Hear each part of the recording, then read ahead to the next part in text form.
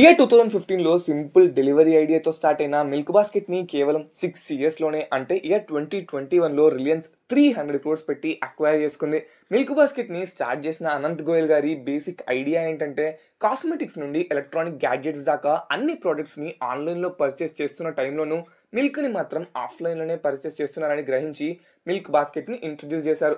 Mid night 12 o'clock దాకా order చేస్తే morning 7 o'clock కన్నా ముందే గ్యారంటీ డెలివరీని ఆఫర్ చేసిన మిల్క్ బాస్కెట్ స్టార్టింగ్ లో డిఫికల్టీస్ ని ఫేస్ చేసినప్పటికీ ఎప్పుడైతే మిల్క్ బాస్కెట్ మిల్క్ తో పాటు బ్రెడ్, ఎగ్స్, వెజిటేబుల్స్, గ్రాసరీస్ ని వాళ్ళ ప్రోడక్ట్ లిస్ట్ లో యాడ్ చేసిందో అప్పటి నుండి ఆర్డర్స్ పెరగడంతో కేవలం 6 cities లోనే ఉన్నప్పటికీ 1 lakh ప్లస్ డైలీ డెలివరీస్ ని చేసింది మిల్క్ బాస్కెట్.